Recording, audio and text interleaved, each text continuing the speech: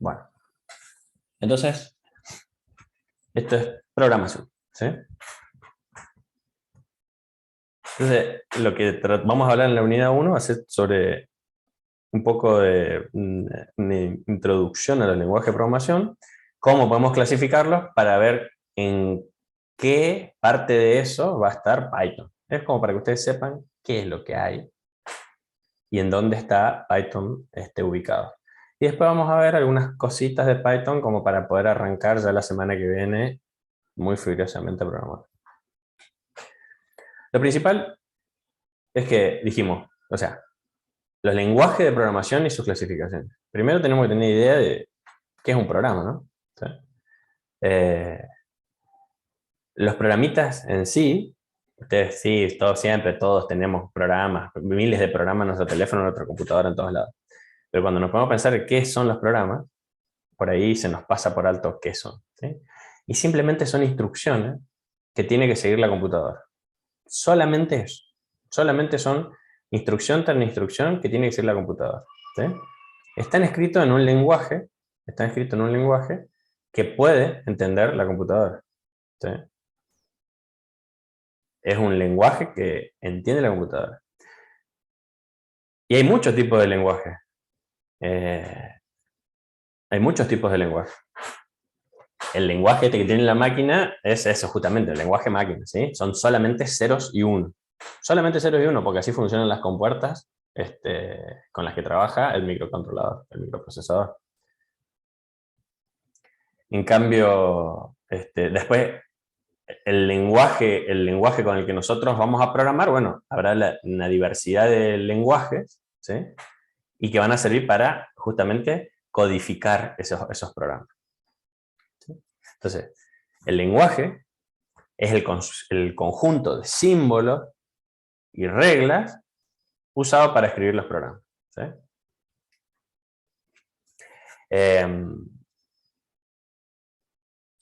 A nosotros, a diferencia de los lenguajes como el que nosotros hablamos, los lenguajes de programación tienen que ser muy específicos para decir algo, ¿sí? No puede haber ambigüedades, porque la computadora no maneja ambigüedades. Si llega a haber alguna ambigüedad porque se nos escapó, porque lo escribimos mal, la computadora va a resolverlo, ¿sí? Va a haber alguna regla de la que se va a sujetar la computadora para hacer, por ejemplo, algo primero que otra cosa. Después vamos a ver, eso se llama reglas de precedencia cuando hablamos de operadores, por ejemplo, ¿sí? Entonces, para la computadora no hay ambigüedades. Lo que nosotros escribimos se hace y es una sola cosa, ¿sí? Nosotros podemos clasificar los lenguajes de muchas maneras, de muchísimas maneras. Nosotros les voy a comentar así rápidamente cómo se clasifican según el propósito, la compilación, el paradigma, el nivel y el tipado. ¿Qué son esas cosas? El propósito es ¿para qué está diseñado un lenguaje? Un lenguaje puede ser general o específico. Por ejemplo, alguien dijo ahí que manejaba HTML. El HTML es un lenguaje muy específico, ¿sí? Es generalmente para escribir páginas web, ¿sí? O para escribir algo en la pantalla. No veo el chat, a ver si alguien tiene que preguntar. Bueno, si alguien pregunta en el chat, alguien que me interrumpa.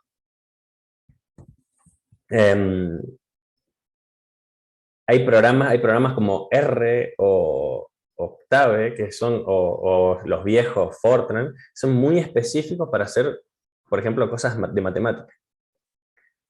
Y después hay lenguajes que son de propósitos generales, como el Python. El Python es un lenguaje de propósitos generales porque se puede usar para casi cualquier cosa. No fue diseñado para nada en específico, ¿sí? Uno puede hacer un montón de cosas.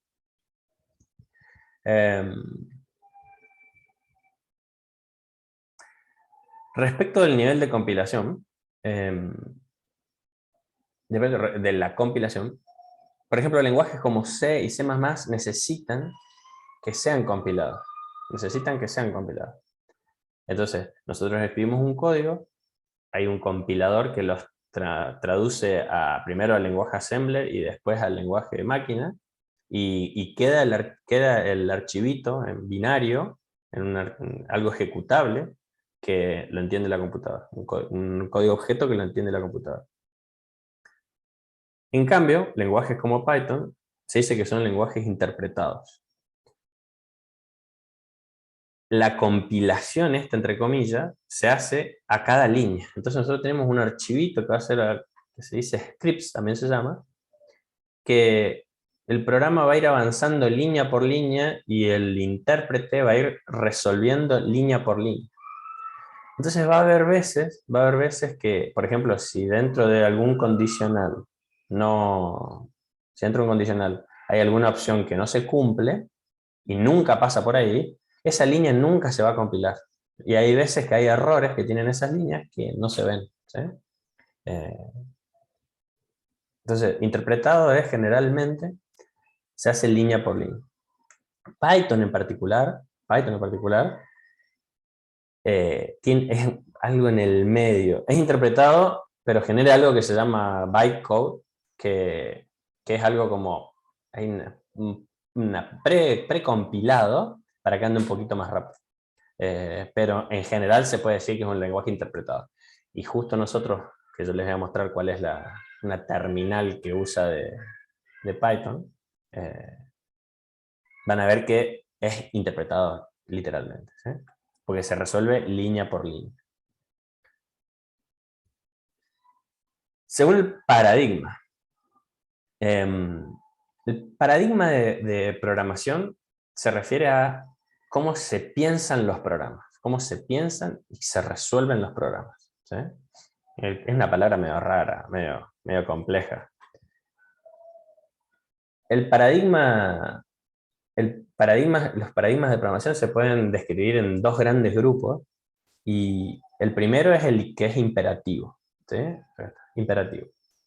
Imperativo se dice de un lenguaje cuando nosotros le damos una secuencia de órdenes, ¿sí? Nosotros le estamos dando, por eso se llama imperativo, porque son órdenes, ¿sí? Y en cambio declarativo se refiere a que nosotros, en vez de programar con órdenes específicas, línea por línea, nosotros lo que hacemos es definir una función o definir algo lógico que debe ser resuelto, ¿sí? Es como que no le decimos cómo hacerlo, sino que le decimos qué hacer, ¿sí? Es muy complejo digamos, usar los lenguajes declarativos. Yo no lo uso, y le diría que la gran mayoría de los lenguajes son imperativos. Los declarativos son, por ejemplo, todo lo que es base de datos, manejo de base de datos, o sea, las órdenes que se le da a uno a la base de datos para que le traiga algunos resultados, esos son lenguajes declarativos. Sin embargo, todo lo que vamos a hacer nosotros y hace la mayoría de los programadores en general, ojo, las bases de datos se usan muchísimo, pero se usa muchísimo más los lenguajes imperativos. Y dentro de los lenguajes imperativos, hay un tipo muy específico que se llama por procedimientos, procedimental, que es directamente, son instrucciones, ¿sí? Procedimientos, ¿sí? Instrucción, instrucción, instrucción, instrucción. Y el otro, o sea, no se preocupa el lenguaje, lo único que hace es cumplir una secuencia de órdenes. En cambio, el orientado a objeto, nosotros lo que tenemos son distintos como entes, ¿sí? O son objetos. Ya lo vamos a ver sobre el final del cuatrimestre. Cuando se refiere a objetos por ejemplo, ahí va a haber clases, va a haber entidades de programación que van a responder y van a poder cambiar sus estados y van a poder hacer cosas, ¿sí? Como si fuesen esos entes, ¿sí? Está muy bueno programar así, pero antes de aprender a programar así, hay que aprender el lenguaje por procedimiento, o sea, de instrucciones una detrás de la otra. Después aprender la programación funcional y después recién pasar a la programación orientada a objetos. Porque si no, yo les estaría tratando de enseñar todo al mismo tiempo y se va a armar un matete en la cabeza terrible. Entonces, lo que vamos a hacer nosotros va a ser aprender a hacer una programación estructurada, ¿sí? Por procedimiento, por funciones, y luego vamos a pasar a aprender a hacer la programación orientada a objetos. Después, por el nivel por el nivel de programación, el nivel se refiere a qué tan cerca estamos del hardware o del usuario. Cuando digo usuario, generalmente me refiero al programador, porque es desde el punto de vista nuestro, ¿sí? No al usuario del que ingresa los datos. Generalmente, el bajo nivel tiene que está muy ligado a la arquitectura, ¿sí? Porque no es lo mismo programar en bajo nivel si yo tengo un ARM, un micro Arduino, o si tengo un micro Intel, ¿sí? Cada uno tiene reglas diferentes. Cada uno tiene reglas diferentes, porque tiene distinta cantidad de registros, los buses son diferentes, tiene distinta cantidad de memoria, ¿sí? Distintas formas de acceder a la memoria. Y yo tengo que conocer el hardware con el que estoy trabajando antes de poder programar en bajo nivel, ¿sí? En cambio, para programar en alto nivel, nosotros podemos abstraernos de todo eso totalmente y simplemente programar con variables, mandar imprimir a la pantalla, ¿sí? Un buen ejemplo de eso sería programar en bajo nivel, imprimir un saludo en la pantalla, sería que nosotros tenemos que saber cuáles son los registros que se usan para imprimir usar la placa gráfica o la tarjeta gráfica, o los registros que se usan para imprimir en la pantalla, para prender los píxeles. Ese ya sería un exceso de bajo nivel, ¿sí? Pero eso se hace, eso se hace. Alguien lo tiene que haber hecho alguna vez. Después, ¿qué pasó? Y bueno, alguien lo encapsuló una función y después nosotros usamos esa función y después alguien usó esa función que es mucho más fácil de usar y directamente ponemos print, ¿sí? Y con ese print, o sea, yo me abstraigo de qué hardware tengo e incluso eso lo puedo usar para todos los hardware que yo conozca, siempre y cuando alguien haya hecho en bajo nivel el driver para manejar el teclado y la pantalla, yo voy a poder usar lo en alto nivel, ¿sí? Entonces, Python es de muy alto nivel, eh, porque nosotros no nos importa cómo esté hecho nada, ¿sí? Alguien seguramente ya lo habrá hecho, por debajo está programado en C, el Python, y usa los drivers, y usa el kernel, y usa todo por bajo nivel, pero nosotros no vemos eso, nosotros nos abstraemos de eso y escribimos print, simplemente, y eso imprime en pantalla. Entonces, cuando hablamos de nivel nos referimos a qué tan cerca o lejos estamos del hardware. Bajo es muy cerca del hardware, alto es muy lejos del hardware, ¿sí? Más cerca de lo que entiende el humano. Y eso también va a hacer que escribir el código sea más fácil, ¿sí? Entonces, yo voy a poner, en algún momento voy a escribir if a es igual a 3, ¿sí? En cambio, escribir ese condicional en assembler, tengo que traer un registro de la memoria, cargarlo en otro lado, compararlo con otro elemento y fijarme a ver qué valor da. Y si es positivo, tengo que saltar una línea, y si no es positivo, no tengo que saltar.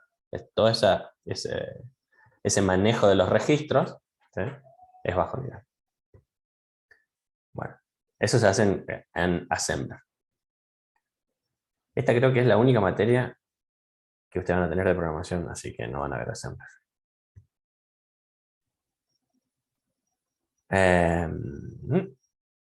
Bueno, y el tipado, que es algo que vamos a alcanzar a ver hoy. Los tipos en programación se refieren a de qué clase de valores son las variables, ¿sí? Entonces, por ejemplo, vamos a ver que nosotros en Python vamos a tener variables de tipo de cadenas, de string, tenemos enteros, tenemos flotantes, tenemos complejos, y después tenemos un montón de datos complejos, pero digamos, no complejos por los números complejos que sí los tenemos, sino que hay cosas como tuplas, listas, ¿sí?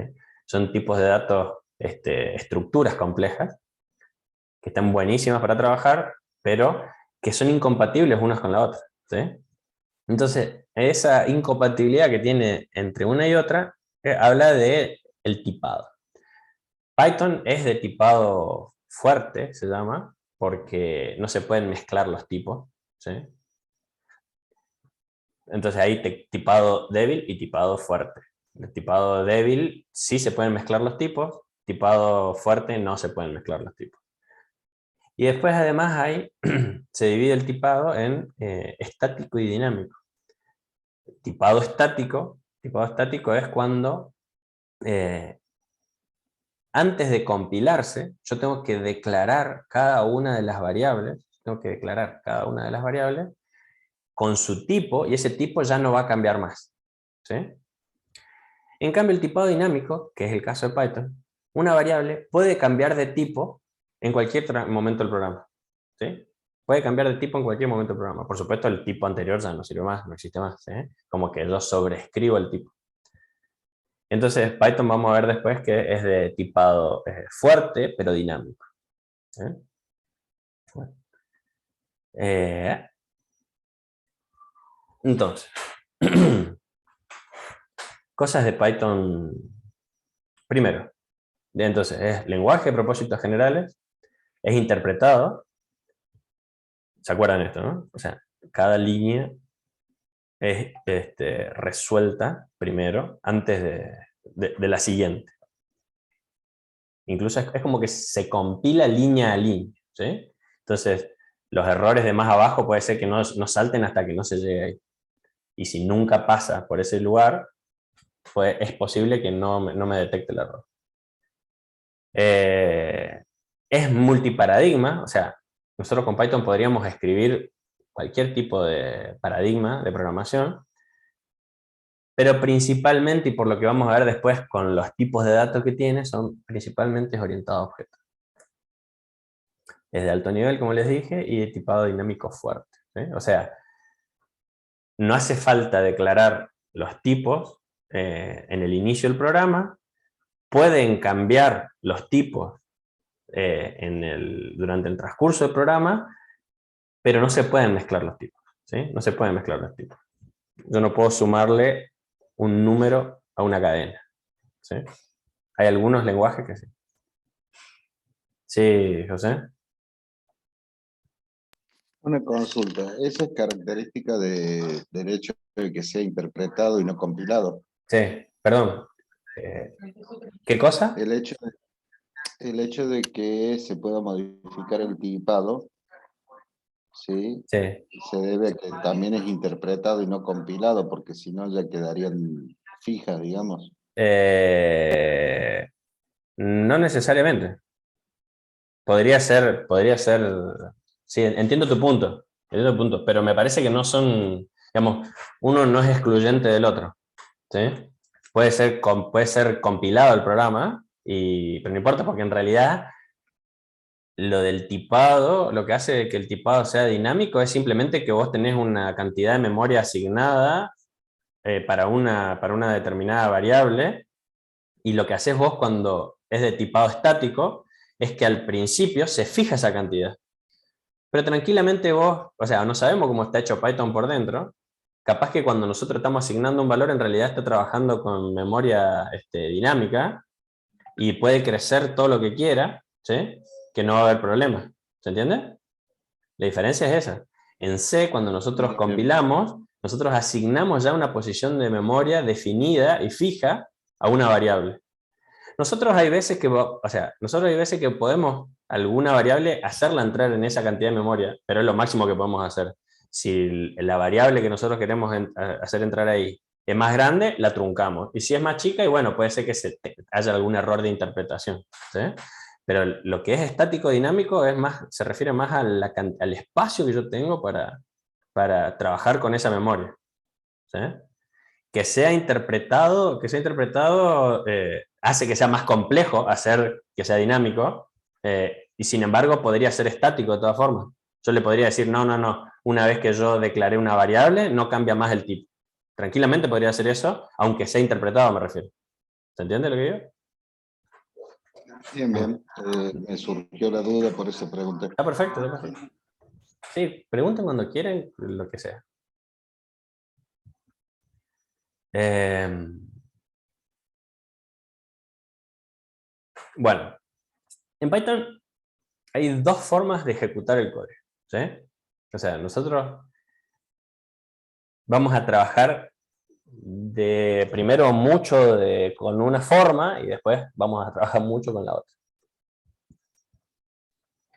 El modo interactivo es una forma de trabajar en donde nosotros vamos a tener una consola, ¿sí? Vamos a tener una consola donde nosotros le vamos a poder dar órdenes línea por línea y se acabó, ¿sí?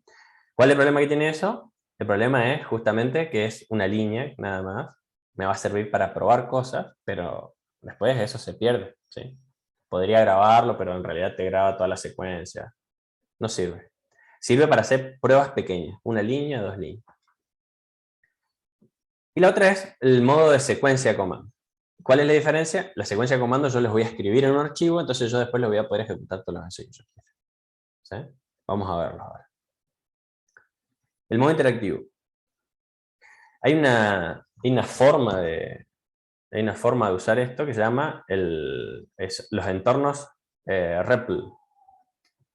REPL quiere decir read, eval, print y loop. ¿Sí? Es como que lee la instrucción, la evalúa, imprime el resultado y vuelve a empezar.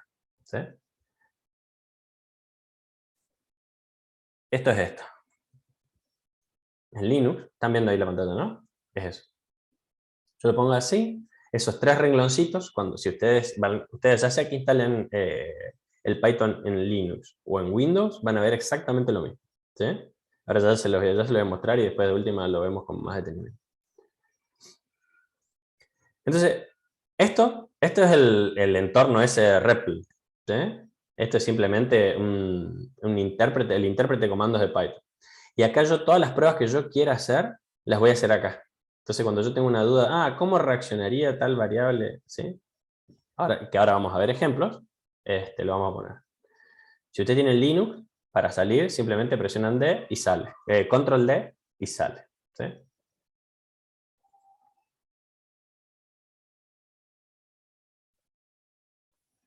En el salón que están, hay PCs. No va a haber, no sé si esa es la pregunta de hoy, más temprano. No va a haber clases presenciales, por lo que yo tengo entendido.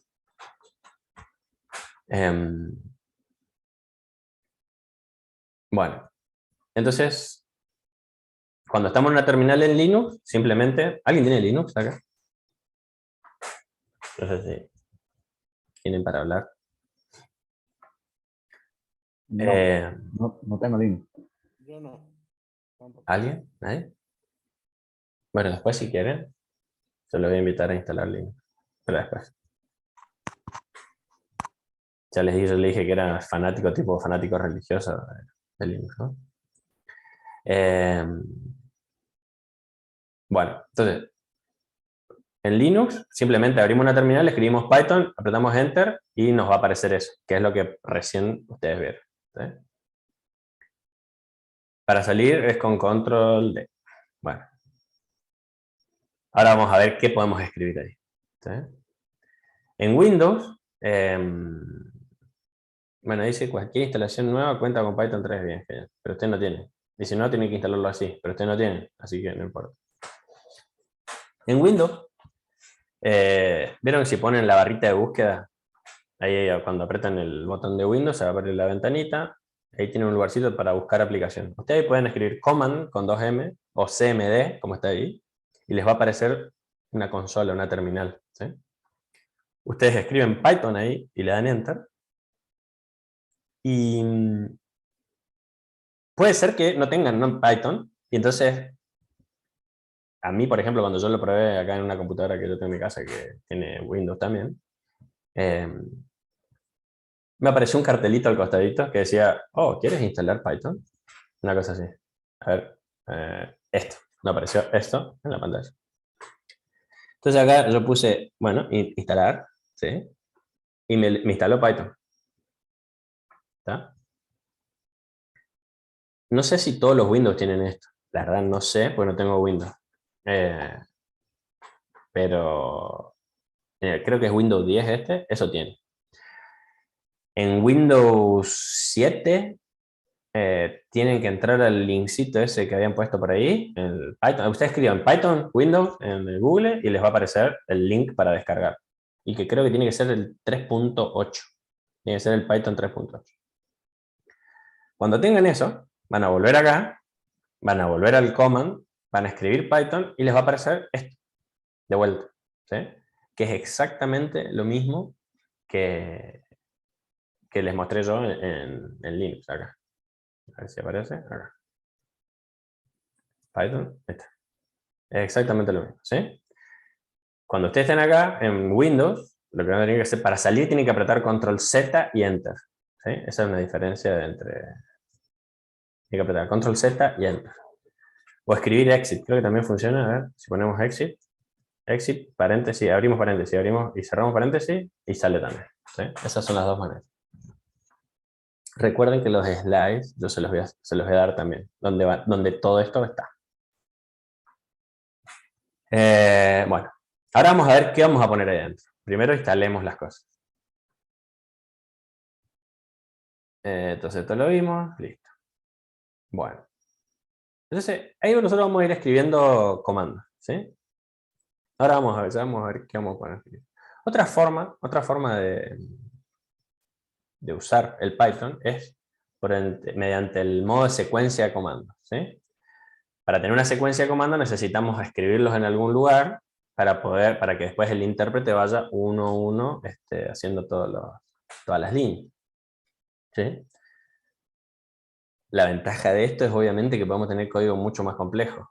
Ustedes van a ver después que se pone medio complicado o molesto tener que escribir de vuelta todo lo mismo en el intérprete de comandos de Python, ¿no?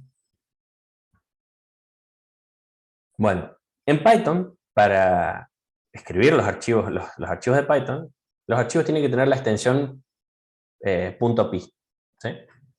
Esto es un formalismo. Esto es lo que se recomienda. No es necesario. No es necesario. Pero se recomienda para que sea más claro, para que se almacenen de manera más legible los archivos y para que de última después todos los otros programas que van a trabajar con estos archivitos ya los vean de antemano que son de Python y viste que hay veces que aparece un loguito diferente, etcétera. Bueno, un iconito diferente, bueno. Entonces se recomienda que sea .py, pero no es extremadamente necesario que los tenga. Son archivos de texto, ¿sí? Ustedes lo van a poder editar en cualquier editor, ¿sí? Yo no sé, en Windows, creo que se llama Notepad, el que vendría a ser, que es como una libretita, ustedes lo pueden editar ahí si quieren, ¿sí? Porque es un archivo de texto, plano, no tiene nada raro.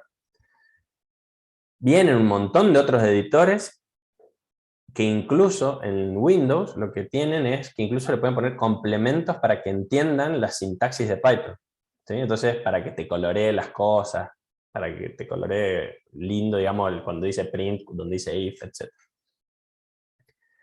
Y en Linux tiene, bueno, Hedit, Nano, Vim, para que ustedes vean, seguro, a ver si... el Hedit es como el bloc de notas. Ustedes conocen el bloc de notas en Windows, ¿no? Es una cosa así. Simplemente una ventana donde pueden escribir texto, ¿sí? Bueno, lo pueden hacer con eso. Yo uso otro que se llama Vim, ¿sí? Que no sé si acá.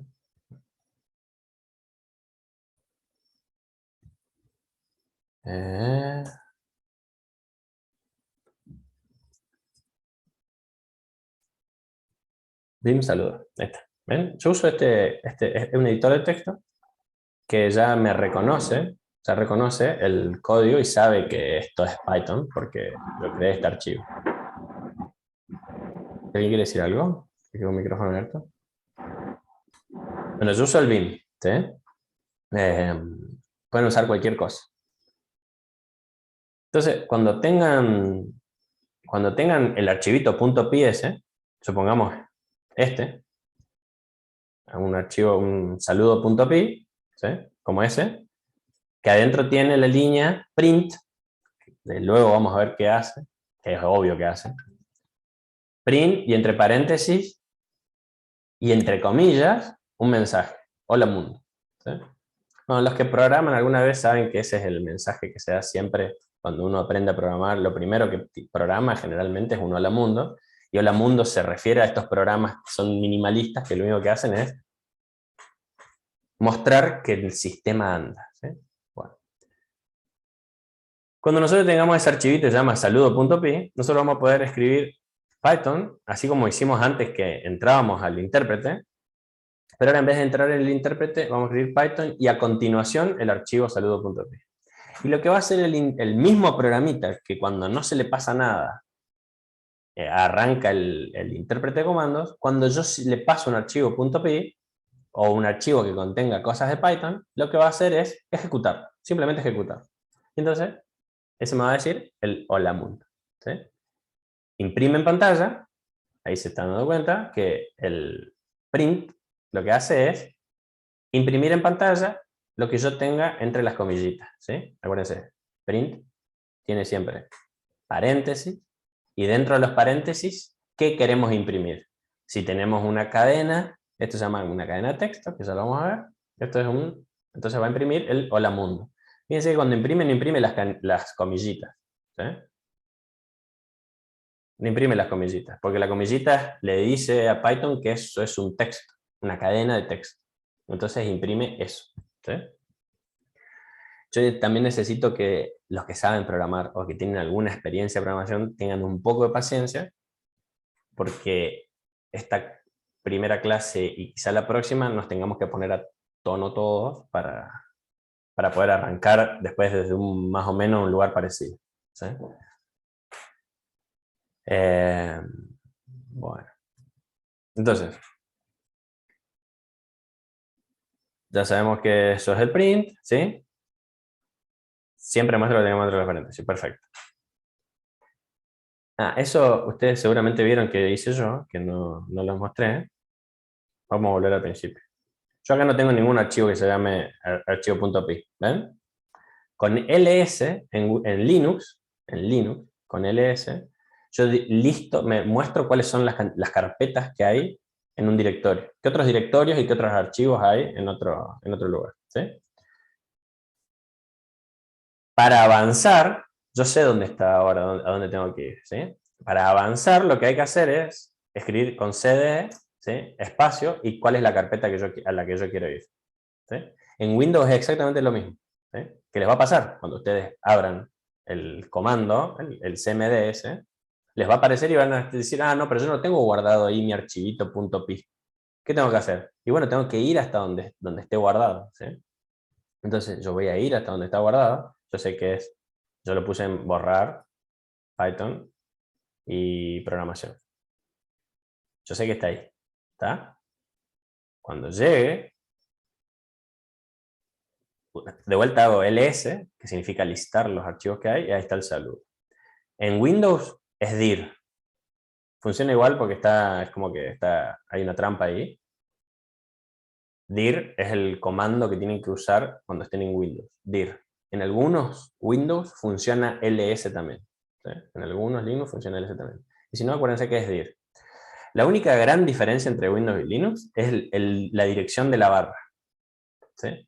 En Linux la barra tiene esta forma, y en Windows tiene esta otra forma, ¿sí? Ahora se los voy a mostrar qué es lo que verían ustedes cuando vean Windows. Y para volver hacia atrás, por ahí si ustedes se equivocan, decía no era en ese directorio, lo que tiene que hacer es cd espacio punto punto. El punto punto indica que es un volver hacia atrás, ¿sí? Entonces, ahí voy a tener programación, entonces de vuelta hago ahí cd programación. ¿Estamos? Un secreto, tanto en Windows como en Linux, cuando ustedes están escribiendo una ruta, ya sea el nombre del directorio o el nombre del archivo, si ustedes apretan la tecla Tab, o sea, la que está al lado de la Q, ¿sí? El Tab, el tabulador, autocompleta. Entonces, si ustedes están acá escribiendo, yo quiero ejecutar el archivo saludo, empiezo a escribir py, y yo ahí aprieto la tecla Tab una vez, y me autocompleta lo que cree que tendría que escribir, ¿sí? Hasta donde haya alguna ambigüedad. Y justo es Python, así que está bien. Pongo un espacio, y ahora empiezo a escribir con la S, escribo la S, y le voy a dar tab. Como el único archivo que tiene este directorio es saludo, cuando yo apenas escriba el tab, me va a completar todo, porque es el único archivo que hay. ¿Sí? Entonces así uno puede ir escribiendo mucho más rápido. Entonces, incluso, si a ver, ahora que me doy cuenta, como no hay ningún otro archivo, incluso si yo escribo el tab sin nada, me va a completar con saludo. ¿Vieron? ¿Por qué? Porque no hay ningún otro archivo, tiene que ser ese archivo. Si yo le pido que autocomplete, tiene que ser ese archivo. Entonces, en Windows eso también funciona. Así que eso les puede ayudar a escribir más rápido en la consola. Como programadores, está bueno usar mucho la consola porque uno conoce un poquito más del bajo nivel de lo que pasa en las cosas. Bueno, ¿cómo seguimos? Bueno, ls y dir, sí. ¿Esto estamos? ¿Qué más había acá? Bueno, listo. ¿Qué pasa en Windows? Miren, así se ve en Windows, así lo van a ver ustedes. Digamos. Ojalá que quieran instalar Linux. Yo tengo un grupo, hay un grupo de estudiantes de la UTN que quieren o quisieron instalar Linux en algún momento y ahora se quedaron ayudando y todo el que quiera instalar Linux va, se conecta ahí y dice, chao, quiero instalar Linux, bueno, ¿cómo querés? Y los ayudan a instalar. ¿Sí? Así que después si quieren yo les paso el link.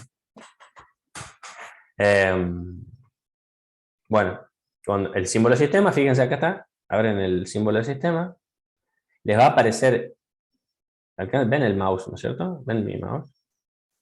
A mí me aparece acá hasta el angulito este, dice Users, Cloud, y ahí está el angulito. Y entonces yo pongo ahí, como yo sabía dónde estaba, yo sé que estaba en CD, OneDrive, Documents, Claudio, Python. Ahí estaba, esa es la ruta del directorio. Y ahí aprieto el Enter. Fíjense que adentro del cocodrilito, ahora dentro del angulito este, ahora quedó la ruta en donde yo estoy. ¿Lo ven? Como que pasó ahí adentro. Ahí escribo dir y me me lista todo el directorio completo. En este caso tiene solamente el archivo ese, saludo.py. Y lo ejecuto. Python, espacio, saludo.py, y me dice hola mundo, que es el archivo que yo ya tenía listo. Disculpe, ingeniero. Ahí tiene una pregunta en el chat que hicieron. A ver, ¿por qué no me parece? ¿Cuál distro? Bueno, nosotros ahí yo tengo Debian, pero Debian por ahí puede ser un poco amigable al principio, aunque ahora no tanto, pero antes era poco amigable Debian. Entonces, recomendamos Ubuntu. Ubuntu es muy fácil, es muy parecido a Windows, entonces el pasarse de Windows a Linux con Ubuntu es muy fácil. No hay ningún problema. Bueno. ¿Qué pasó? Espera que se me prendió el otro computador. Bueno. ¿Dudas hasta acá? Ya vamos a jugar más con Python. Bueno. Al principio, esto, para mí, yo creo que no lo van a hacer, no lo van a usar. Porque para mí esta es la manera, la progresión correcta vendría a ser, pero nos podríamos saltar esta parte. Y podemos pasar directamente a lo que son los IDE. Los IDE son, acá dice, ambientes de desarrollo integrado, ¿sí? Integrated Development Environment. ¿Qué pasa? Es un programita, el IDE es un programa que tiene todo incluido. Por eso dice integrado, ¿sí? Y un ambiente donde tiene todo lo necesario para hacer un desarrollo, pero todo en el mismo lugar. Entonces, tenemos una ventana que es el editor de texto, como el Vim, o como el Gedit, o como el Notepad. Y además tiene la parte digamos, del REPL, donde está el intérprete de Python, ¿sí? Entonces, nosotros podemos interactuar y al mismo tiempo compilarlo, o sea, hacer el intérprete pero de un archivo, o sea, grabamos el archivo y podemos ver cuál es la salida del archivo ese. Y además podemos hacer debugging, podemos ver cuáles son los valores de las variables, en cualquier momento podemos parar el código en cualquier momento y fijarnos cuáles son los valores de la variable. ¿Sí? O sea, tiene un montón de facilidades que al principio están buenas. ¿Sí? Por ahí te puedes marear, pero al principio están buenas. Yo particularmente y yo personalmente no los uso los IDE. Yo no uso IDE. Yo programo en un editor de texto, que es el BIM, porque me manejo muy rápido escribiendo en el BIM, y compilo aparte cuando quiero hacerlo. Mientras tanto, la mayor parte del tiempo estaba escribiendo, así que no necesito el IDE. Pero para arrancar, puede ser buena idea usar el IDE.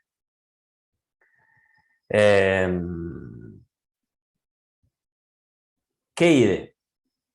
Así como yo les dije que estaba que cuando ustedes escriben el Python, el command, te aparece solamente el mensaje ese, oh, ¿querés instalar Python? Bueno, abrí esa misma ventanita y escribí Visual Studio Code. ¿Sí? Y me apareció esto. A ver, tiki, acá. Este programita está muy bueno, el Visual Studio Code, para programar en general. Y cuando ustedes apenas abran un programita en Python o pongan guardar como y le pongan un punto .py, les va a aparecer un mensaje ahí abajo y les va a decir, ¿querés instalar los complementos para Python?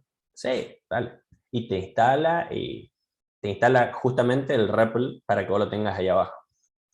Ahora si ustedes lo van a ver y abren el saludo.py se ve algo así. ¿Sí?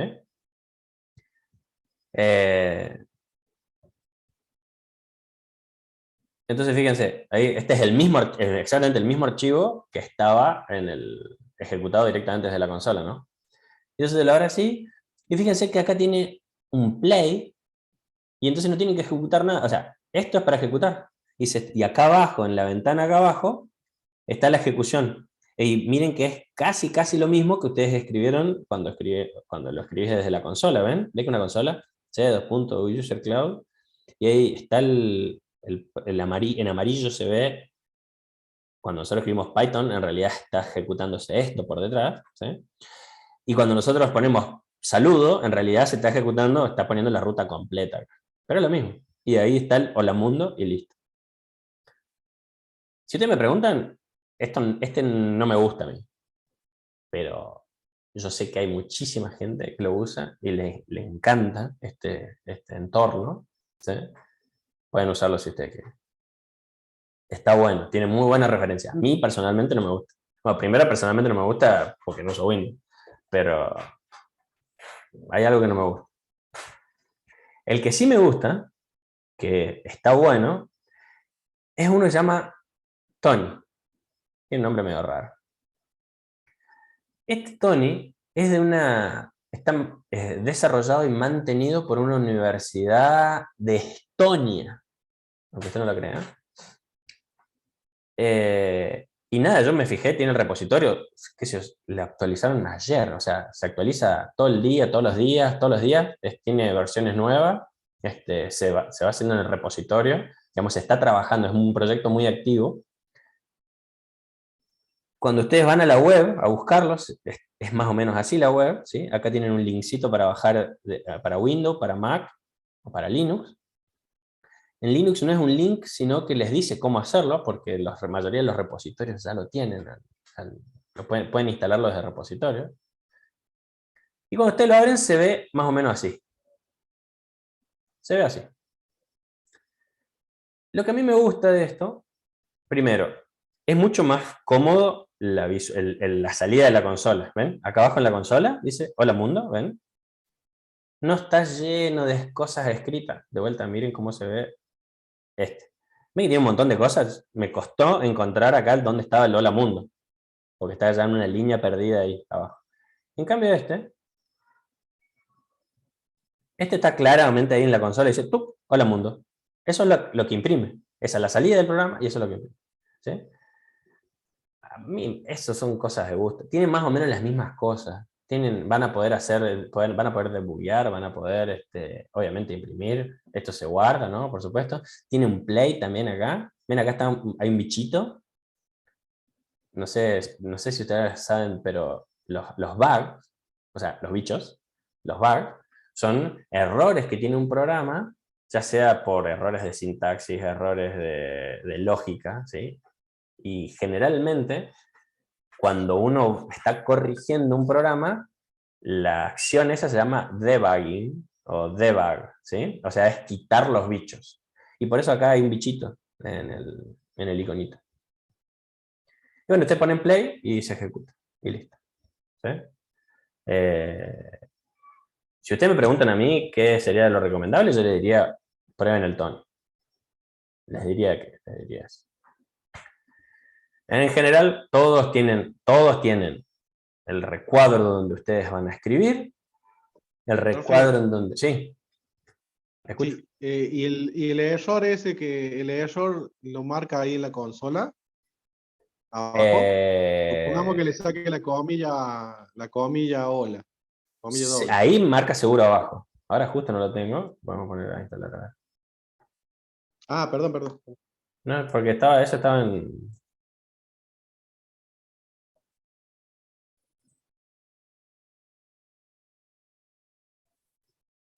Bueno, lo dejamos que se instale y vemos.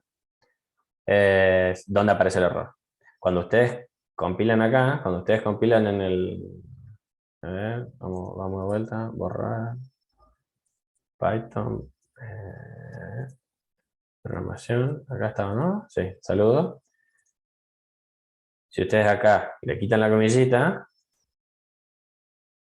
les aparece y les marca. Más o menos le dice cuál es el error. Ahí está. Dice, dice que llegó al final del archivo. Este es un justo muy particular. Dice, llegó al final del archivo, o no, perdón, al final de la línea, mientras estaba buscando digamos, el final de la línea del string. ¿Sí? ¿Se entiende? Como que todavía estaba haciendo el scan de la línea y llegó al final de la línea. Estaba haciendo el scan de la cadena y llegó al final de la línea. Eso le está diciendo. Por eso, si yo después pongo otra cosa, si a ver, si saludo, vamos a ponerle la comilla, pero vamos a sacar el paréntesis y les va a decir otra cosa. Ahí está. Bueno, ese dice, se llegó al final del archivo inesperadamente, ¿sí? Porque estaba haciendo otra cosa.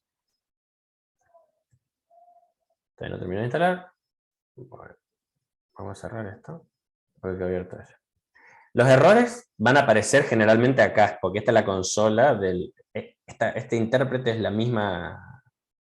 Cuando ustedes vean que corre, en realidad lo que está corriendo acá abajo es como si ustedes corren esto. A ver. Estamos acá.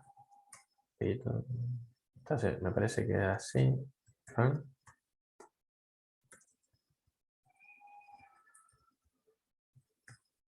A ver si quiero algo así. No me acuerdo cómo era para correr un programa desde acá adentro. Pero era algo por el estilo.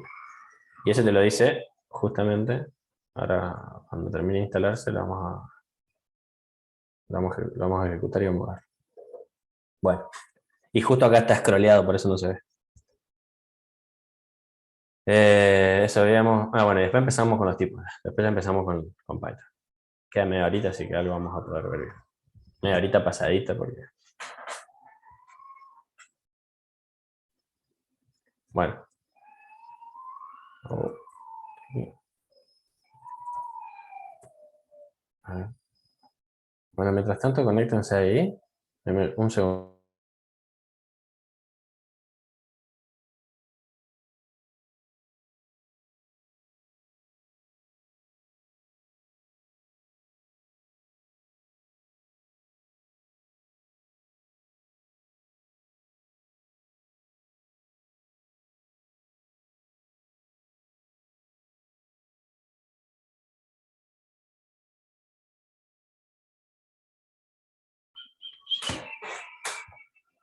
Bueno.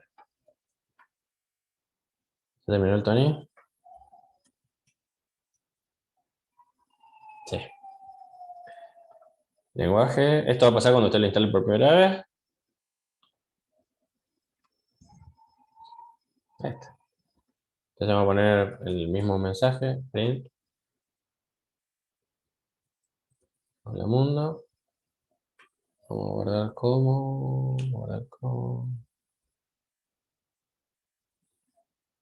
Vamos a guardarle ahí nomás.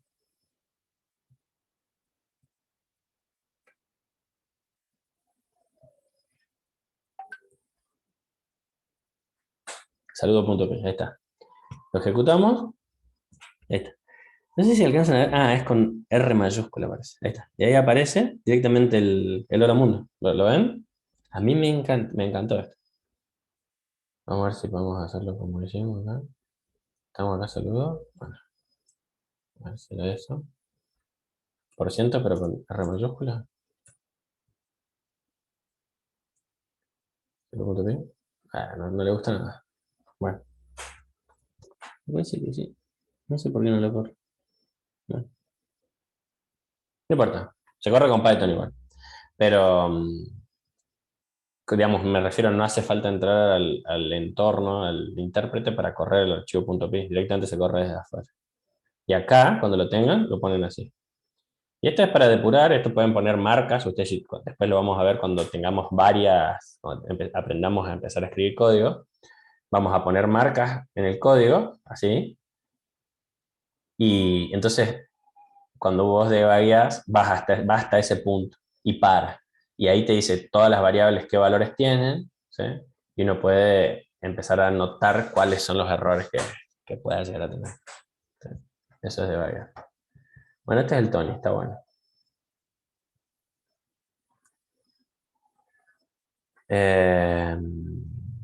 Estamos a ganar. Tipos. ¿Duda hasta acá?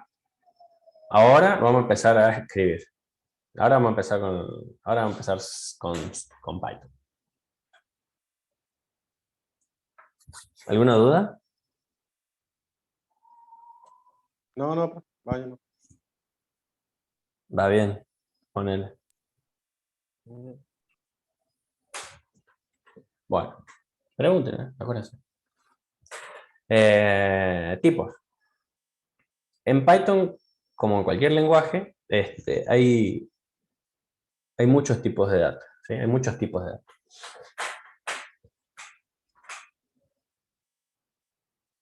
Hay tipos de texto, ¿sí? Que se abrevia así STR. Es importante esto, la abreviatura esta que usan, porque luego la vamos a usar. ¿Sí? Luego la vamos a usar. Entonces, STR significa string, que significa cadena. ¿Sí? Entonces, el tipo de texto son string. Los tipos de números, hay tres tipos principales. No, hay tres tipos. Int, que son los enteros. Int significa integer, que son los enteros, y los enteros se refieren en programación generalmente a los números naturales, ¿sí? Positivos y negativos. Float se refiere a los números reales, ¿sí? O sea, los números con coma. Se llaman float porque en realidad son números de coma flotante.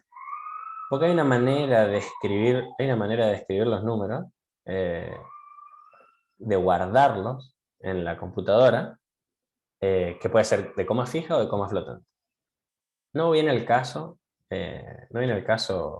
aprenderlos, cómo se guardan, pero los números reales se llaman float, ¿sí? Si a ustedes les interesa, pueden buscar, se llama IEEE 754, el protocolo que se usa para guardar números de coma flotante. Y también hay números complejos. Los números complejos son así con J, ¿sí? El número, la parte real y la parte imaginaria. Después, una que vamos a usar muchísimo, un tipo de dato que vamos a usar muchísimo en Python son las listas, las tuplas y el rango. Pero muchísimo, ¿eh? O sea, las listas son entidades, datos, que adentro van a tener distintos tipos de objetos separados por coma. Y la diferencia, y las tuplas también son así, pero la diferencia es que las listas se pueden modificar, las tuplas no. ¿Sí? Vamos a verlo con detenimiento, no se preocupen. Y el range se usa para, son listas en realidad, pero forman iteradores para poder trabajar con for, para poder hacer estructuras que se repitan. Después los diccionarios son tipos de datos en donde nosotros vamos a poder asociar distintos tipos de claves y valores. O sea, nosotros le vamos a pedir al diccionario, tráeme el elemento tipo A, y en el elemento tipo A va a tener guardado algo especial. ¿Sí? Cualquier cosa puede ser, pero va a ser algo especial, distinto de algo que haya en el tipo B. Diccionario se llama. Se usa muchísimo. Y después acá, set, frozen set, esto no se usa mucho. Otra cosa que sí se usa mucho son los bool. Los bool digamos, los booleanos son verdadero o falso. ¿Sí? Verdadero o falso. Y después los tipos binarios tampoco uso tanto. Depende de la aplicación. O sea, lo que pasa es que como Python es de propósitos generales, tiene todos estos tipos y que hay veces vos podés hacer muchos programas y usar 3 tipos, usás cadena, entero y flotante y chau, y no usás nada más. Puede ser. ¿Sí? O hay veces que usás todo porque tus programas son muy complejos, muy grandes. Depende. ¿Sí? Yo personalmente, obviamente uso para lo que yo hago, que después algún día lo charlamos con más tiempo, uso mucho string, uso mucho bool, y después int, float, no uso complejo, y lista. Y lista y range. Este range también lo uso muchísimo. Y las listas todo el tiempo. Vayamos a ir viendo cada una, porque son muy complejas de ver los tipos. Entonces lo más probable es que vayamos viendo ya con ejemplos y medio que ya metiéndonos en el barro. Entonces, esos son los tipos principales de datos, ¿sí? Nosotros podemos determinar cualquier tipo con una función que se llama type, ¿sí? Esta función type, nosotros podemos venir acá al intérprete y poner, por ejemplo, si yo tengo un 3, ¿sí? Y que me diga de qué tipo es el 3. Es obvio que es un entero, porque lo que yo recién les dije, los números naturales son enteros, ¿sí? Pero después nosotros también vamos a poder hacer esto con variables. Después vamos a ver lo que son las variables. Entonces me dice, ajá, sí es entero. Y si pongo el 314, me dice que es un float. ¿Sí? Yo les dije que los reales eran así. Y si yo pongo, por ejemplo, un hola mundo, la cadena de hoy,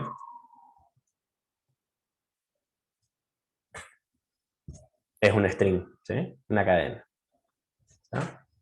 Y así yo puedo ponerle cualquier tipo. Como ahora no vimos todos los otros tipos, vamos a dejar para después. Bueno. Vieron que cuando yo puse esto acá, type, y puse entre paréntesis, ¿sí? Yo les dije, ¿se acuerdan que también vimos con printf? Perdón, con print. Se me mezcla con el C. Con print yo también pongo entre paréntesis, voy a imprimir algo, ¿sí? Bueno, las funciones en Python tienen que llevar los paréntesis. Y lo que yo tenga dentro de las paréntesis se van a llamar argumentos. ¿Sí? Nosotros lo van a ver que yo se los digo. O sea, así. Las palabras estas, los nombres estos, que tienen paréntesis, son funciones. ¿Sí? Y adentro de las funciones van los argumentos. Hay veces que los argumentos son valores, como cadenas, enteros o flotantes, y hay veces que son variables, ¿sí? Como los que vamos a ver ahora. Entonces, esos son argumentos. Lo que se pone entre paréntesis son argumentos. Bueno, ahí están parte de los ejemplos. Las cadenas en Python pueden ser con comillas dobles o con comillas simples. No importa. O sea, cualquiera de los dos casos es lo mismo, ¿sí? Comillas dobles o comillas simples. Hay veces que yo voy a querer imprimir una comilla simple. Por ejemplo, si yo quiero escribir print, ¿qué pasa si yo quiero imprimir hola mundo? Pero yo quiero imprimir hola mundo entre comillas. ¿Se entiende? Yo quiero escribir esto. Yo quiero escribir algo así. Hola mundo. Como diciendo, yo sé que en realidad le digo hola a ustedes 30 nomás. 20. Entonces yo digo, bueno, no, quiero escribir eso en el print. Bueno, no puedo escribir el print así, porque si yo escribo el print así, va a pensar que, o sea, me va a dar un error. ¿Sí? Primero las comillas se tienen que abrir y cerrar. Entonces, si yo escribo así, me cierra las comillas acá y este mundo queda sin nada, el mundo no es nada, y después hay una comilla que se abre y se cierra. Bueno, en este caso, aprovechamos que para el Python es lo mismo las comillas simples y las comillas dobles. Entonces, la cadena nuestra va a ser con comillas simples. Y justo adentro tiene comillas dobles. Entonces las comillas de adentro no pasa nada. Me imprime así. ¿La ven? Entonces de esa forma yo puedo imprimir comillas. Y si yo quiero imprimir comillas simples, ¿qué hago? Y bueno, lo hago al revés. ¿Sí? Lo hago al revés. Pongo las comillas dobles por afuera y las comillas simples por adentro. ¿Está? Y ahí imprimo. Es lo mismo. Porque para Python es exactamente igual las comillas dobles y las comillas simples. Entonces aprovechamos cuando tenemos una cadena con comillas dobles, bueno, las comillas simples adentro van a ser texto. ¿Está? Hay que ser, digamos, si abrimos con comillas dobles, tenemos que cerrar comillas dobles, obviamente.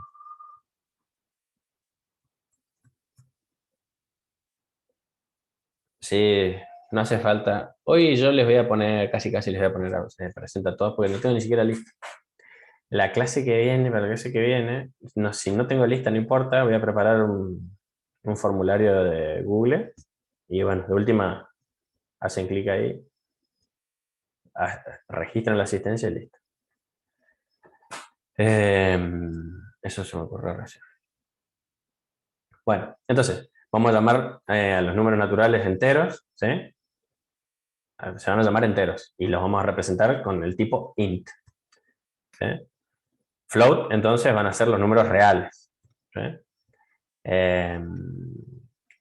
Y si nosotros ponemos entre comillas números, como por ejemplo ya sean enteros o flotantes, van a ser cadenas. Simplemente van a ser string. ¿Sí? Y eso no va a cambiar.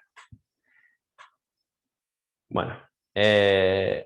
Los otros tipos de datos los vamos a ver, pero primero quiero que veamos qué son las variables.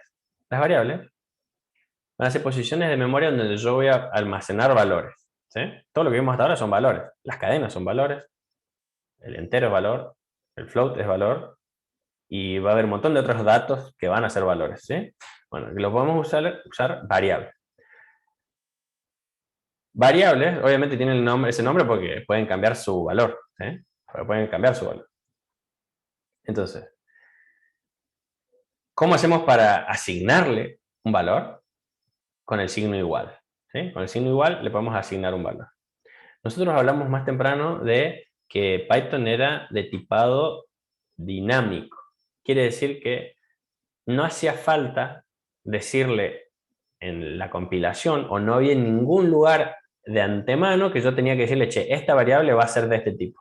No estoy obligado. Yo directamente puedo empezar a usarla con la asignación. Una vez que yo le asigno a una variable un valor, desde ese momento ya existe esa variable y desde ese momento yo ya la puedo usar. ¿Sí? Por ejemplo acá, n igual a 3, pi es igual a 3,14. ¿Sí? Acá esto es un int, ¿lo ven? Este es un float y este es un string. ¿Ah? Yo simplemente poniendo el igual, yo directamente, en este momento, yo estoy creando la variable y estoy guardando en ella un 3. ¿Sí? Antes no existía el n, desde este momento ya existe. ¿Sí? Lo mismo para pi, lo mismo para mensaje. ¿Y para qué se usan las variables? Y las variables obviamente se usan para almacenar cosas, para escribir código más claro también. Por ejemplo, acá, después yo voy a usar pi en vez de 314. ¿Sí? Es mucho más claro usar pi que 314, porque 314 puede haber sido una constante cualquiera, pero yo me estoy refiriendo a pi en particular. Entonces, se usa pi. Los nombres que nosotros le vayamos a las variables tienen que ser representativos.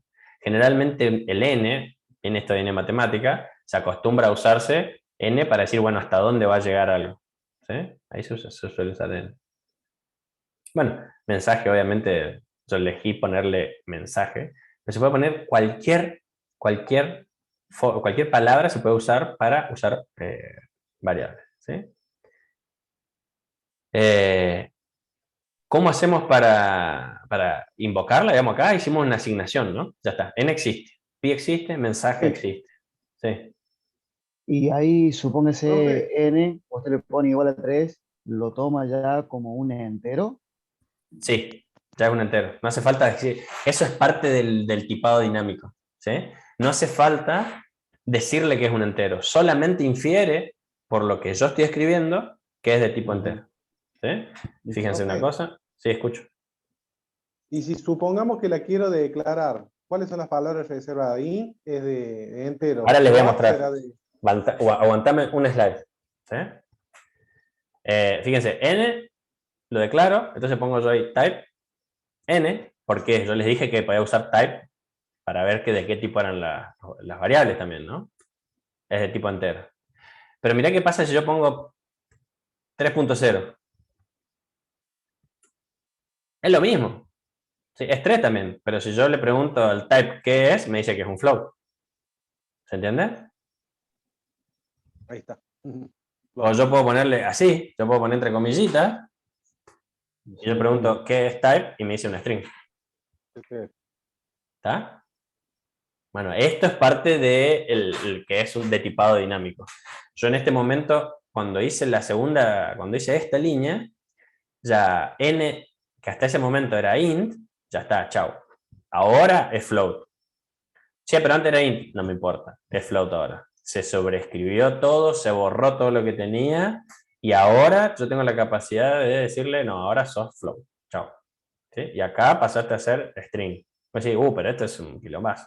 Bueno, es parte del programador de tener conciencia de cómo están moviéndose las variables, qué tipo van siendo. Después nosotros casi seguro que no vamos a usar el type porque en los programas no se usa el type. Acá sirve, acá en el entorno el REPL, digamos, para practicar. ¿Sí? No para practicar, sino para ver de qué tipo me da algo. ¿Sí? Ya van a ver la próxima clase por qué.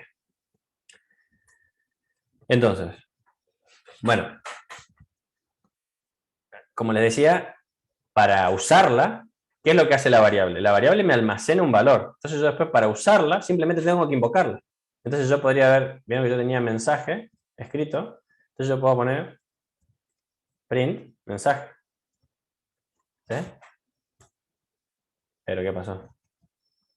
Ah, no escribí mensaje. Parece que es a propósito, pero ahí fíjense el error que dice. No está definido la Mensaje variable. no está definido. Oh, claro. Yo por ahí lo tenía mensaje, no lo tenía mensaje, otro día lo hice. Ahí está. Mensaje. Ahora sí. Print mensaje. Ahí está. ¿Ven? Ahí está. Entonces yo pongo print mensaje y ¿qué hace?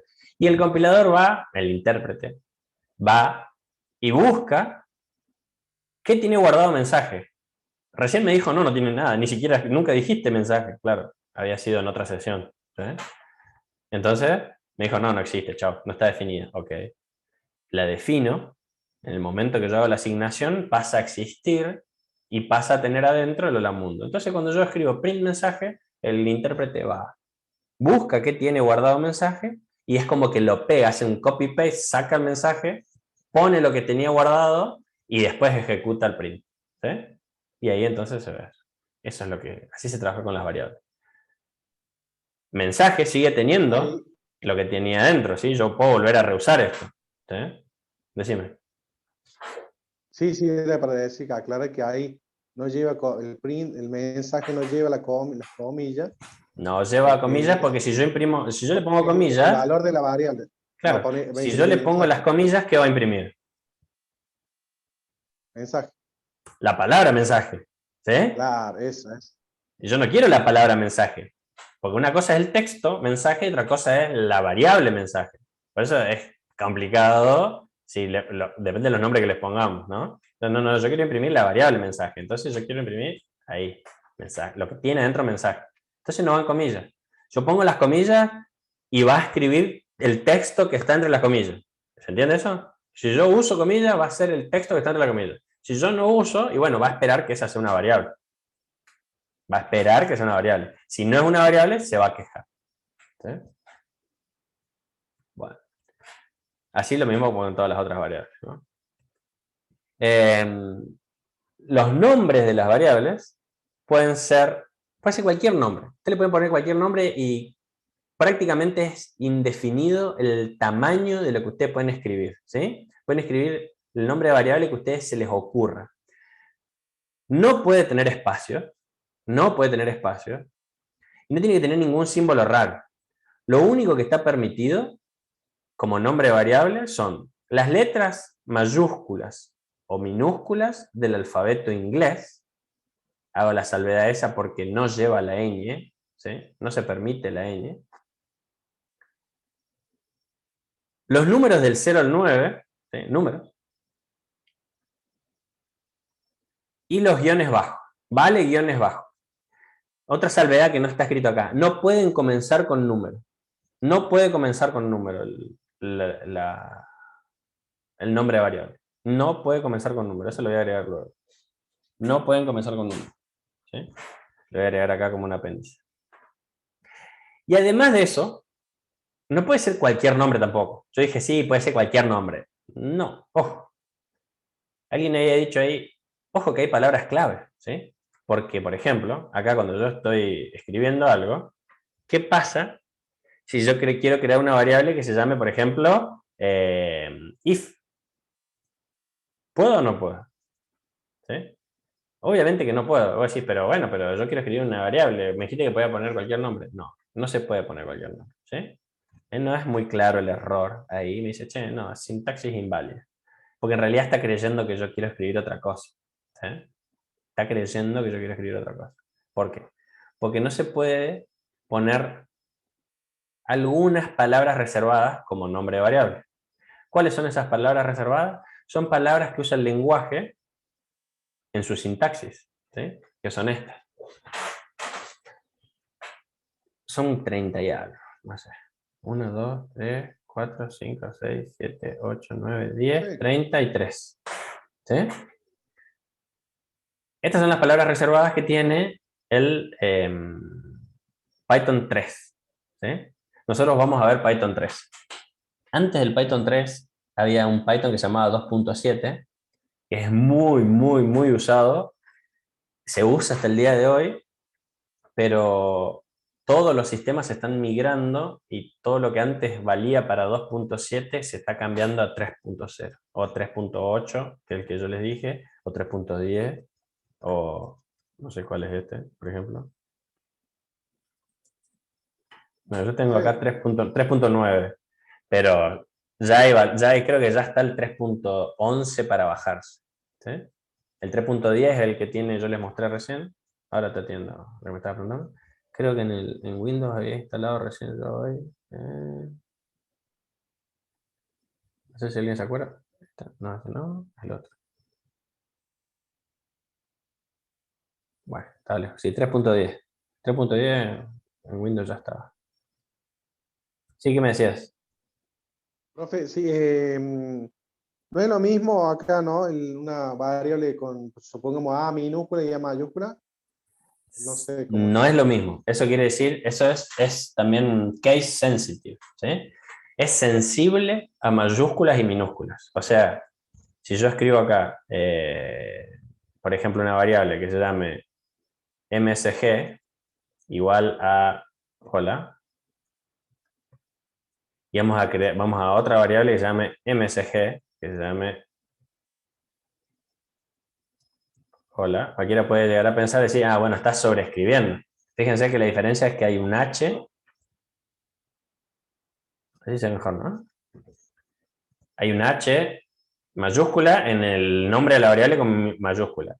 Entonces, si esto fuese insensible a las mayúsculas y minúsculas, quedaría la última que yo modifiqué.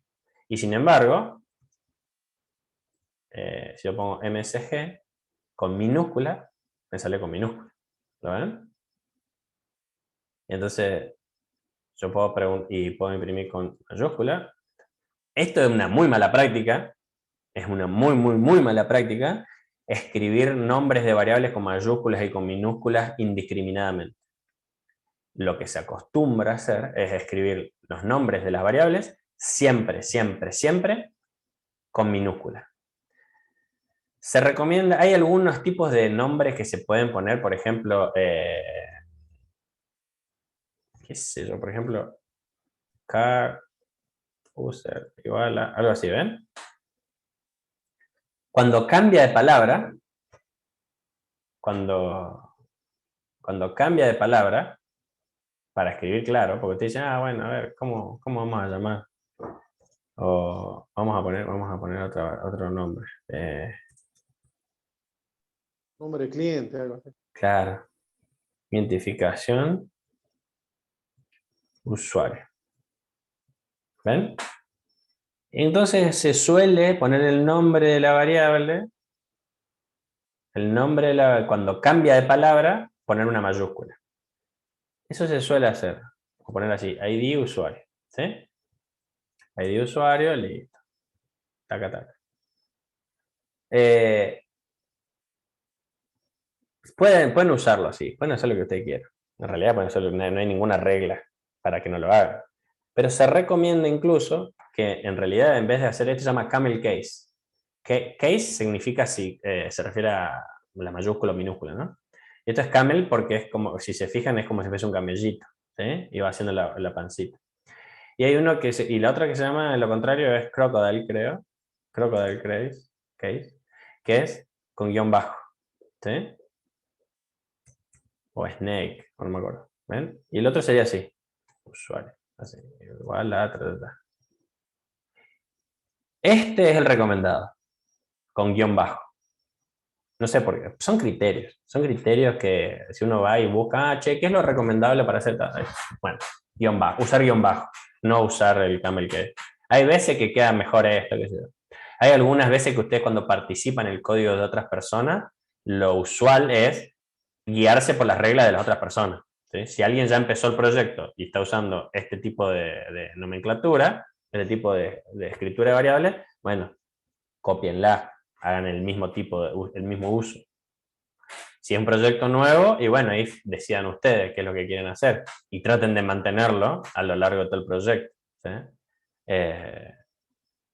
Después les voy a buscar y les voy a poner, mostrar cuál es de dónde sale este criterio. Tiene un lugar específico y te aconsejan usarlo.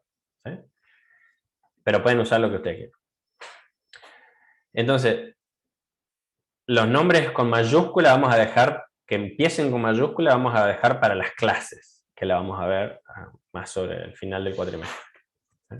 Por ahora, siempre traten de usar todos minúsculas.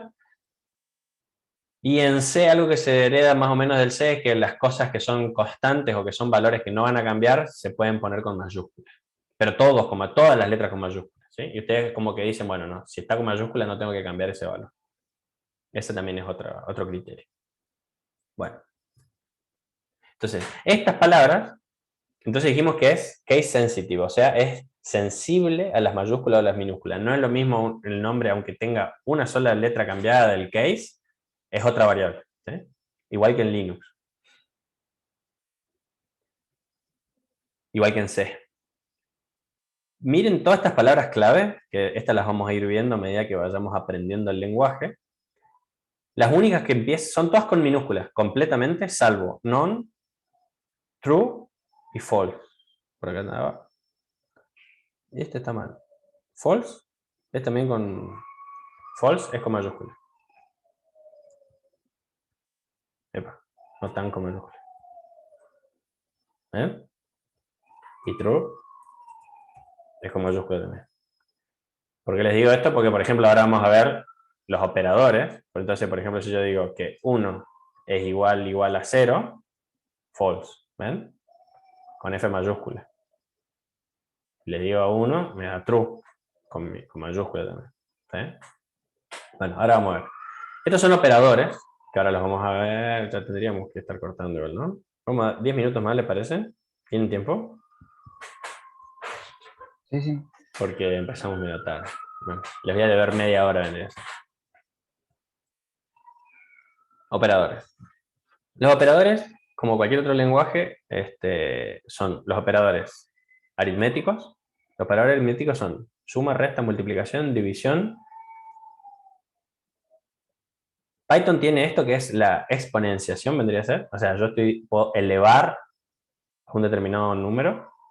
Esta es la división truncada, o sea, la división de enteros. ¿Se acuerdan cómo hacíamos la división en segundo grado? Que poníamos y dividíamos 5 dividido 2, ¿cuánto era? Era 2 y de resto tengo 1. ¿Se acuerdan?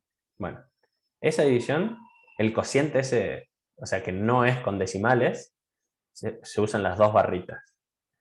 Y para obtener el resto de esa división se utiliza el módulo, el porcentaje. Entonces, ahora sí vamos a usar esto. Entonces, por ejemplo, si yo tengo, bueno, el intérprete también se puede usar calculadora. Yo les juro que lo uso muchísimo calculadora. Para mí es mucho más fácil escribir Python cuando tiene la computadora que ponerme a buscar una calculadora o el teléfono, qué sé yo. Y esta es calculadora. ¿Sí? 2 más 4, 2 menos 4, 2 por 4, 2 a la 4. ¿Sí? Lo que les decía, 2 dividido 4. Vamos a pasarnos al revés ahora. Fíjense esto, 5 dividido 2 es 2,5, ¿sí? Porque es una división. Pero 5 dividido es 2. Porque cuando ustedes hacen la división entera, 5 dividido 2, el cociente es 2. ¿Sí? 2 por 2, 4. Para llegar a 5, 1. ¿Ese 1 de dónde sale? ¿Cómo lo obtengo? Usando este operador. ¿Sí? Entonces, siempre ustedes van a poder tener la división, digamos, el cociente de la división entera y el resto de la división entera, con estos dos simbolitos. ¿Sí? Esos son los operadores aritméticos. Después, ¿qué tenemos? Los de asignación. Nosotros cuando hoy asignábamos cosas, yo les mostré el de asignación directo. Pero después, con cada operador aritmético hay un operador de asignación. Entonces yo tengo, por ejemplo, yo digo que i es igual a 3, ¿no? Entonces yo digo i más igual 1, más igual es lo mismo que haber puesto i es igual a i más 1. Entonces, esto me va a dar un 4. ¿Está? Entonces yo imprimo el i ahora. ¿Ven? Vale 4. ¿Sí? Entonces, i más igual 1, o lo que sea, es exactamente lo mismo que poner i es igual a i más 1. ¿Sí? ¿Se entiende eso? O sea, estas dos órdenes son exactamente iguales. Bueno. Y así para con todos los signos aritméticos. Bueno, están los de comparación, igual, distinto, mayor, menor, ¿sí? Que se usan para comparar valores de variables o de constantes. También yo recién les mostré de constantes. Pero por ejemplo yo puedo poner A es igual a 3, B es igual a 4. Entonces yo pregunto si A es mayor, que B es mayor que A. ¿Eso es verdad o es falso? ¿A es mayor que B es mayor que A? Sí, es verdadero. Es verdad, es verdadero. Entonces cuando yo exponga esto, me va a dar true. ¿Sí? Estas expresiones que yo estoy acá probando, yo digo, esto es muy sonso, ¿no? Es obvio y es recontra trivial. Pero hay veces que yo voy a tener expresiones complejas y yo voy a querer saber qué me dan. ¿Sí? Entonces, para eso es esta consola, justamente, para hacer estas pruebas. Les voy a dejar un ejercicio para la clase que viene, para que vean que no es tan trivial. ¿Qué más? ¿Qué más? Bueno. Bueno, y el igual era siempre lo de las comparaciones en igual o igual, distinto, menor o mayor igual o menor igual, siempre devuelve true or false. ¿Sí? Siempre, siempre, siempre. El igual es este. Yo digo, B, ¿es igual a 4? Y sí, porque acá arriba lo asigné, así que tiene que ser verdad. ¿Sí? Tiene que ser verdad. Pero si yo hago la operación esa que había hecho hoy, B igual a B más 1, entonces si yo vuelvo a preguntar esto, me va a dar falso. ¿Sí?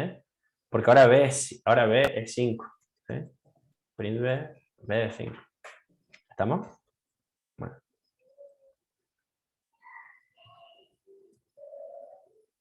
Bueno. Vamos a tener que... Ya podríamos...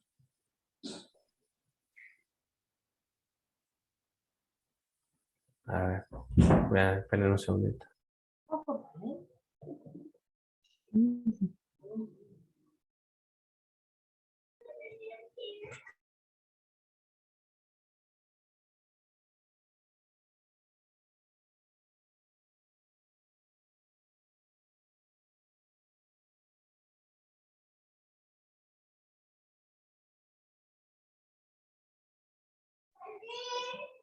Bueno. Los lógicos, vamos a dejar esto para ver después. Los lógicos, los de identidad y los de pertenencia, estaría bueno verlos con los otro tipo de datos, ¿sí? Sobre todo el de pertenencia, ¿sí? Así que vamos a cortar acá. Quedamos en comparación, ¿sí? ¿Alguno tiene una duda? ¿Hasta acá? No, ingeniero. Esto, las presentaciones las va a compartir.